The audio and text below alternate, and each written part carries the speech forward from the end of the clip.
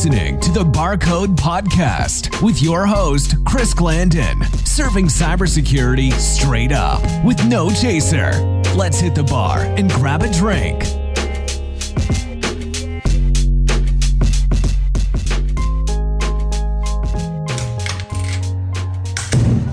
Hey, welcome to Barcode. What can I get you tonight? Hey, bud, I'm actually looking for Tony. You happen to know if he's in? Nah, he went MIA. It must be Chris. My name is Danny. You can call me Danny Boy. It's my first night on the job. Nice. Well, welcome, Danny Boy. It's good to see you here, man. Hey, if you don't know already, this is actually the home to the cybersecurity elite. Oh, for sure. 20 minutes in, I already had to freeze my credit. Oh, shit. Well, you learn quickly here, man. Hey, do you have any idea where Tony's at anyway? Nope. Unfortunately, I don't have that intel. But I just served this customer down there who offered to find out for me. Apparently, she can locate precisely, what is this thing called? Onset? Whatever that shit is. She's working on it now. Oh, yeah, dude. That's the threat hunter girl. I've seen her in here before. I'm actually going to go down there real quick and talk to her. But first, let me get a drink, Danny Boy. What you got lined up for me? Well, Chris, this one's pretty straightforward yet deadly. It's called the Spider Bite. All you need is one shot of white tequila and half a can of Rockstar in a pint glass. Drop it down and take it down smooth. Thanks, man. Well, I'm out. Hopefully I'll catch up with you later. Yes, sir. I'll catch you next round.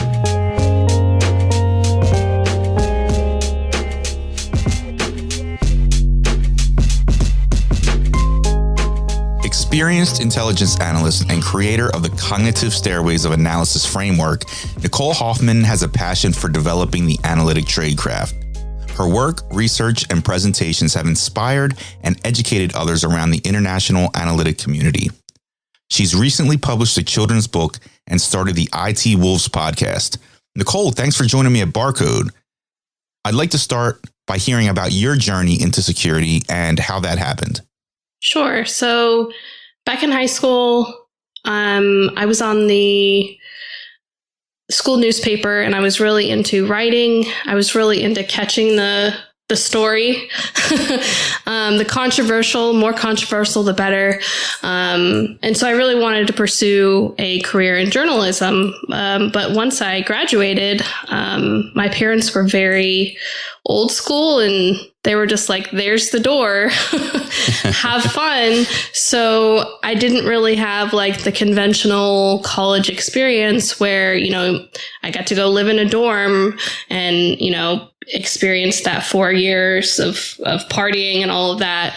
I was out working my butt off, just trying to survive, trying to, figure out how I'm going to afford my next meal. And it was at that point I realized that journalism is not really going to be something I can pursue while I'm struggling to eat. So I decided to switch into the medical field because I thought it would be easy to obtain a position. At the time, it was like up and coming. So I started going to school to be a medical assistant, graduated, became a phlebotomist. And I was going to go to nursing school, but I ended up getting married. My husband he was in the military, got stationed in a not so safe area. And I was at the point in my degree where I had to go in person to the labs and things like that. And I just didn't feel safe, but I didn't want to just stop going to school. So I just decided to switch into something that I could study remotely. My husband was already in tech, so he already had a bunch of, like routing and switching type books. So I thought, well, maybe I'll do that. So I just switched into information technology.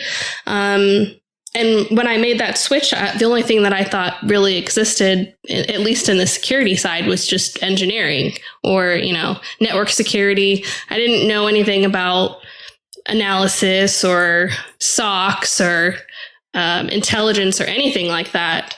It wasn't until, let's say, I don't even know how many. It took me about 6 years to finish my degree because I was going part-time and I had 2 kids.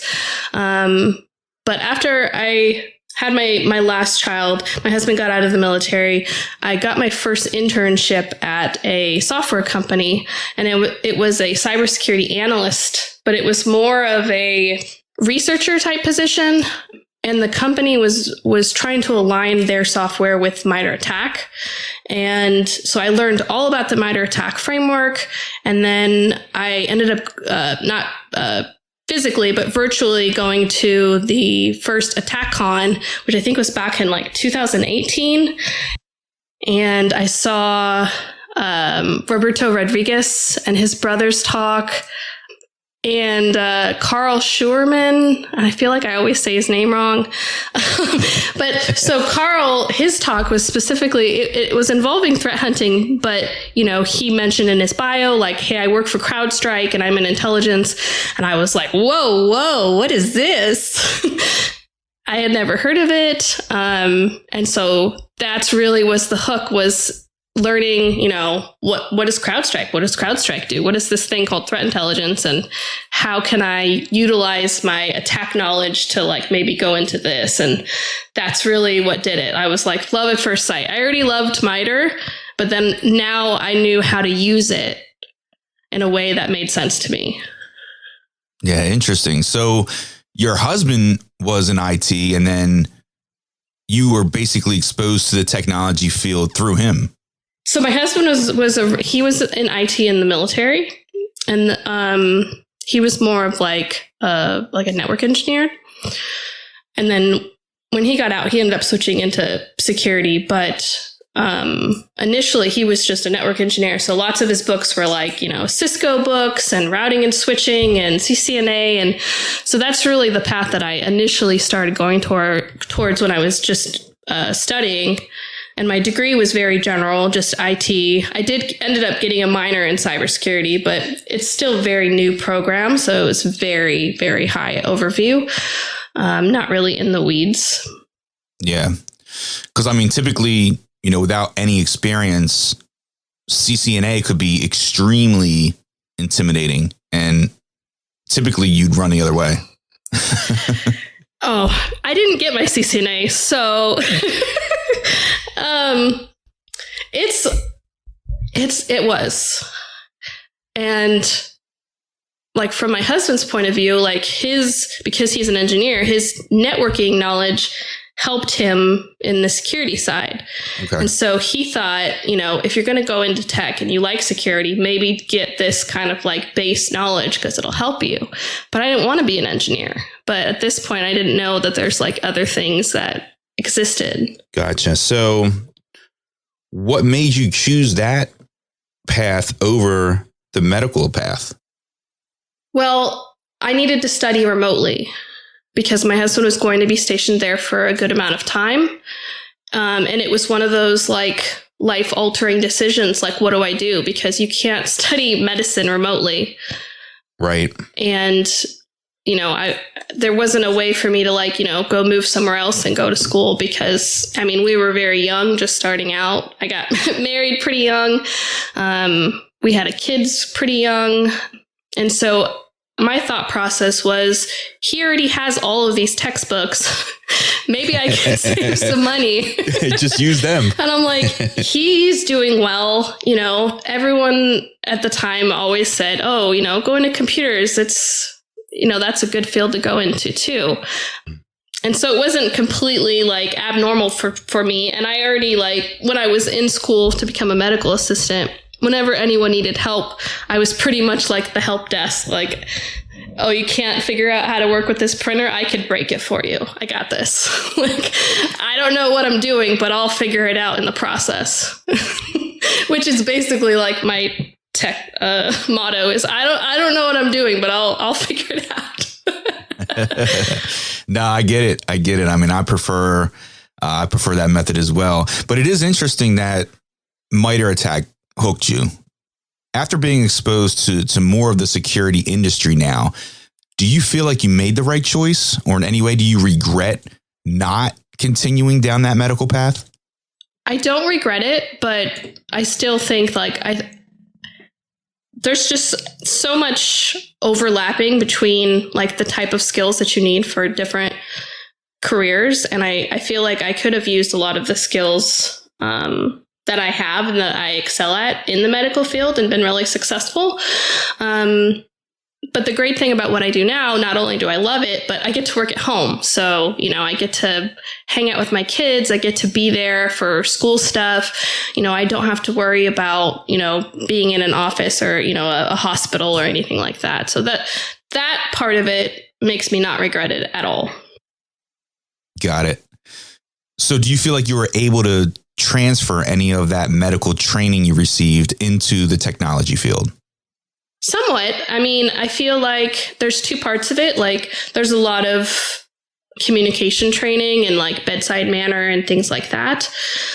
And that definitely pulls over into technology because, as you get more technical, it's harder to communicate, to a non-technical audience. And it's a skill that you kind of have to keep up with. And it's very similar to medicine. And, in my opinion, when a doctor tries to explain something to me and, doesn't explain it or, treats me like I'm an idiot for not knowing, I just assume, that guy's a jerk, he doesn't have good bedside manner. So that part of it, I try to keep over. And then also like having worked in the medical field, I kind of understand how certain things operate. So if I have, a client in the medical field, I can kind of make better suggestions because I know what it's like being, the person on the other side.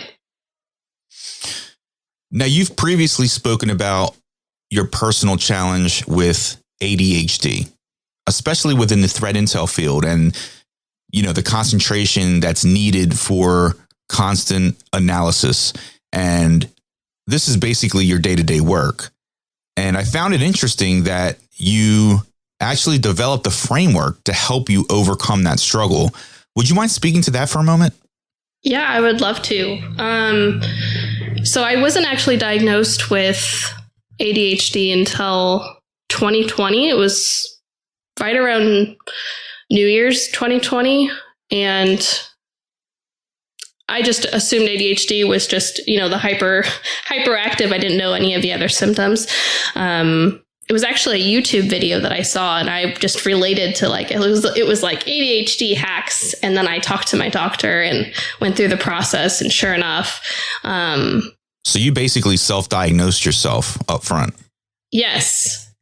And I do take medication and it was life-changing. Like it changed my whole world and it was almost, it almost makes you sad because there's like certain things that I have done my whole life, like interrupting people that I know that I'm doing it, but I can't stop doing it. So what are some of the symptoms that you experience with ADHD?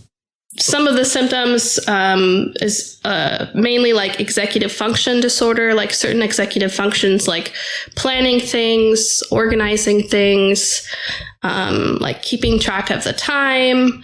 And a lot of people think it is a lack of focus, but really people with ADHD hyper-focus, just sometimes not on the right thing. So if I need to do something that I don't particularly find interesting, it's very difficult. I can give myself migraines.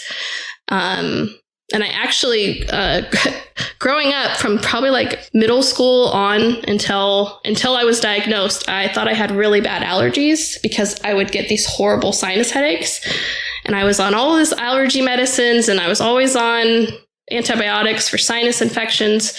And it wasn't until after I was diagnosed with ADHD that I found out that I was not having allergy problems. I was having migraines. Wow. And so after I got diagnosed and I started taking medication, I don't have that problem anymore. So it actually does inflict physical pain. It's not just the neurological side. Yes, it can cause pain. And I have my working memory sometimes isn't the greatest. Like I can watch an entire movie and then the next day not remember that I watched that movie. Wow. So once you got into performing threat intel work, how soon did you realize that this was a really serious issue, or were you already aware of it at the time and on medication at that time? When I first got into it, I was not taking medication and I didn't know that I had ADHD. So it was a challenge, mostly to just keep track of all the moving parts. But at the same time, I was fascinated by it. And so you're hyper focused on it. Exactly. So one of the other things is that I get, overstimulated really easily. So I get distracted. And that was really the biggest challenge was, with the kids and things. So after I started taking medication, my kids could be like wrestling, sumo wrestling, throwing off fireworks next to me. I don't care. I'm just relaxed. I could focus. Yeah. But I have the same issue, whether I'm medicated or not, I could still hyper focus on something or go down a rabbit hole because I think it's fascinating. If I'm writing a report and someone's like, hey, can you investigate these IOCs? Yes. I would like to do that now because I love doing it. Yeah. Yeah. You zone in on that. If you don't mind, talk to me a little bit more about the framework you developed. Walk me through that. Explain to me how that happened. Yeah, so it started with a blog. I had started my blog just as a way to have something that was my own. And I wanted to do a blog on the analytic tradecraft and just kind of how analysts analyze things, because I had noticed a lot of processes and frameworks just have analysis as a step, but they don't really go into what does it mean? And I'm like, does everyone just analyze data the same? Because I feel like maybe I do it differently, and am I doing it wrong? And so I wanted to dive deeper, and I just went down a rabbit hole of hyper focus, and I got really interested in cognitive science and how our brains work, and I didn't really like what I saw in tech type of analysis stuff and processes because it was just very vague. But then I started looking, well, how do doctors analyze? How do they come to the conclusion of a diagnosis? How does, business analysts work? Everyone is analyzing data differently. And you just went on this deep dive, investigated all of these different industries and how they're doing what they do and different processes. And I just kind of took my favorite ones from each one. And I thought, I really like this and I would like to use this. And then I had all these steps and I'm like, well, I might as well put them in order, which was really just for me. And then as I'm putting this in order, I just had this aha moment. Did I just create my own little framework? At the time I was doing more internal to the firewall type stuff. I wasn't really doing as much intel. So, because I was doing some incident response type stuff. So the first couple stairways in the framework are more for those type of investigations, those types of analytic processes. But my most recent one is the OSINT stairway, which is more focused on how I perform analysis when I'm doing my open source intelligence and the thought processes that I use and, how I build the reports as I'm going. And it helps me keep on track, not only as someone with ADHD, but just someone that's constantly doing a lot of things at once. Yeah, it's amazing that you were able to work through that and also document it, for others that may be looking to learn more about your framework, where can you point them? So the framework is called the Cognitive Stairways of Analysis, and you can go to my blog, which is threathuntergirl.com, and read the blog, or you can go to its own website, which is cognitivestairwaysofanalysis.com. The cognitivestairwaysofanalysis.com website has all the resources that you need. It has the link to the blog. It has a link to the talk. There's a couple talks that I did about it on YouTube as well. Nice. And I'll get those links posted as well. So let's switch gears and talk about The Mighty Threat Intelligence Warrior, which is the name of your children's book that you authored. Talk to me a little bit about that and how you came up with that concept.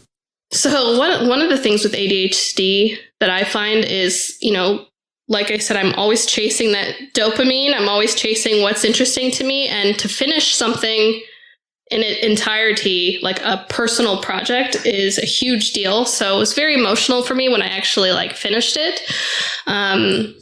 But I did write a children's book, and it all started my son one day brought home a book from the school fair, and it was called The Legend of Rock, Paper, Scissors. And it was this epic battle of like a little rock guy, scissors guy, and a paper. And it's so cute. And it was just, it needed its own soundtrack. And so I was like, man, this would be really cool if it was like, threat intelligence and different, threat groups and, SOC analysts. And so then I couldn't stop thinking about it, and I just went into like hyper focus mode, and I just wrote it all out. And the first draft was a little bit different. It was a little more like in your face type of writing. It was kind of like throwing threat intel in your face with like using words like VPN and things like that. And then one of my friends was like, maybe make it a little bit more digestible. And so I changed the whole thing and made it not only that it's digestible, it's really can relate to a lot of different fields within security, not just threat intelligence, but like SOC analysts or, digital forensics. So I wrote it for my kids because I just thought it would be really fun. And then after I published it, people, had an overwhelmingly positive reaction, not only from like threat intelligence professionals, but also from people who are just in cybersecurity, who just are like, I've been trying to explain to my kids what I do for so long, and this is just so perfect. And the best part was that Carl from CrowdStrike bought my book for his kids. Thank you, Carl. Nice. Is there an age group target that this is for? The age group for the book is preschool to 5th grade. That's not saying that kids outside that age range can't enjoy it, but that's kind of like the peak because it is a picture book. If it's 3rd grade and under, probably going to have to help read it because some of the words are a little bit bigger. But I have a kindergartner, and he absolutely loves it, and he loves there's a dragon in it, and he loves the story, and I love dragons too. Yeah, everybody loves dragons. Where can we find it? Is it on Amazon? It is. It's on Amazon, and it's international. So if you live in a different country, if you have Amazon or the closest country to you that has Amazon, and if anyone is listening internationally and they don't have an Amazon close to them, just let me know, and I try to make sure anyone can get a copy. Awesome. Did you illustrate it too? I did not. I wish I was that cool. No, the illustrator I hired, and she's amazing. Her name is Charanya Kalamegam, and she is actually an author as well. She also has some books that she authored available on Amazon, and she was just so perfect. Like she's not in tech. She has no idea what, when I say like the inspiration I gave for the Mighty Warriors office was like, think like mad science laboratory mixed with like a rave. I was like, I want cables and neon lights and I'm like, but I don't want it to be too much. But she did it perfectly. You'll notice like throughout the book, like while they're in the castle, there's like neon lights in different places throughout. And it's very subtle, but it's just so perfect. That's so cool, man. I can't think of anything that has ever existed like it. So what's next for you? Will you keep writing? Will there be a part 2 we can look forward to? So I ended up not being able to find a publisher for it just because of the red tape and things I didn't want to deal with. So I ended up starting my own publishing company to self-publish it. And I thought, well, now that I have a publishing company, I can just continue. And so the second manuscript is complete. It is going to be a series. It'll probably come out next year. And I might introduce an additional series, but I do want to focus on STEM education, specifically in science and technology. That's so great. And something else great that you're doing right now is the IT Wolves podcast. So you're staying busy. Yes. episode 0. I just checked out. I encourage everyone else to go check it out. This is you and your husband, correct? Yes. So it's me and my husband, and it was his idea actually. But I thought it would be a really great idea as well, because people always, like, people in my, just like my friends and stuff that I talk to that are in tech, they know that I'm constantly asking my husband like engineering type questions. And because I'm like, when I'm on the analyst/vendor side and I make recommendations to someone that is basically in his, position, I want to make sure that it sounds right from an operational standpoint. And so I'm constantly asking his opinion, and then he's constantly asking me like, hey, have you heard anything about this? And so I thought it'd be interesting to talk about like different technology topics from both of our points of view, because it's very different. It's like, one example is like, patch management. As a vendor, I'm always going to be like, patch it. And he's like, yeah, it's more complicated than that. I'm like, I don't understand. Just patch it. Because, without that operational knowledge and knowing all the dependencies and things like that, how would I know, So yeah, which is a common conversation in an organization. So you're basically having this conversation for us. Yeah. That's a great concept. And we're married. So, I mean, just that banter alone. I guess we're a little bit more relaxed, but. Yeah. The meeting never ends, right? Yeah. But one of the things I love about not only like starting a podcast, but just being on podcasts is it's relaxing. It's not like giving, like a conference presentations, because you can just, kind of like nerd out in a casual way, and it's nice. Yeah, definitely. And it's also rare to have a security focused podcast hosted by a couple also. And I believe that's uncharted territory. Yes. Although I'm hoping it'll be somewhat educational, but I think some of it might just be analyst versus engineer, which obviously analysts are better. Sorry. Until I need something, and then I have to ask him a question. Yeah, until you need one. Then engineers are better. Yeah. If I need something built. Yeah. Oh, yeah. Yeah, that conversation could get intense. Now, you're based in Texas? Yes, Tejas. Nice. What area of Texas are you in? I'm in the Dallas area, but I'm fairly new. I just moved to Texas last year with my family from Washington State. So I'm not at that point yet where I'm like, don't mess with Texas. I'm not there yet. Probably get there soon. I still run away when there's a tornado warning. Like, I'm not outside with my sweet tea and my chair yet. I'm not on that level of Texan yet. Oh, that's awesome. So in Dallas, what bar would you recommend someone from out of town hit up while they're there? Because I have kids and because I live outside of the city, so I don't typically go into town for the nightlife. If we do, it's usually like a restaurant or things like that. Okay. Well, let's switch it up then to barbecue. Do you have a go-to barbecue place? I do. One place I like is down in Ellis County. It's called Blue Bonnet Barbecue. I really like them. I really love that Texas has Fat Tuesdays, which is from New Orleans. I used to live in New Orleans, have you heard of Fat Tuesdays? I have, yes. They have the daiquiris. Yeah. There's one in Philly. Yeah, they have them throughout Texas, which is nice because you can go and you could just take it home and you can get like the Everclear shots and things like that, which sound crazy, but I've lived in New Orleans, so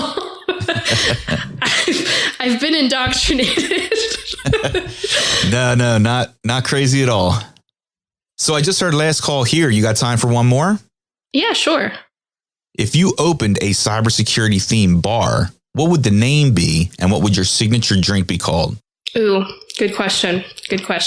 I would probably name it Alcohol in Depth. Alcohol in Depth.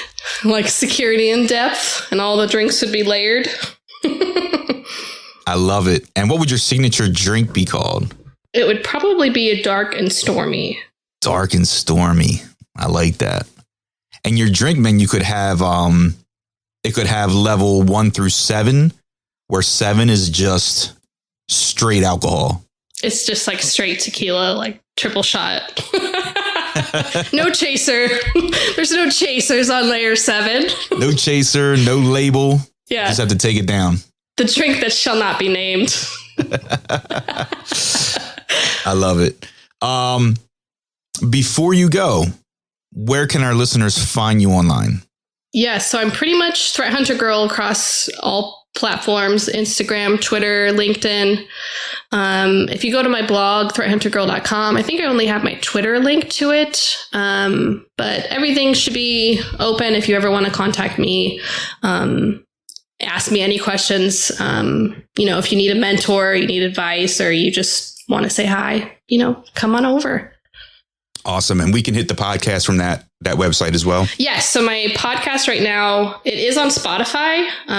But if you want to listen, you can also go to my blog and you can just click on IT Wolves, or I think it's podcast right now, and you can listen there as well. Well, Nicole, thanks for stopping by. Had a great conversation with you, and I look forward to seeing you soon. Thank you. It's an honor to be on the show. Thanks for having me. Take care.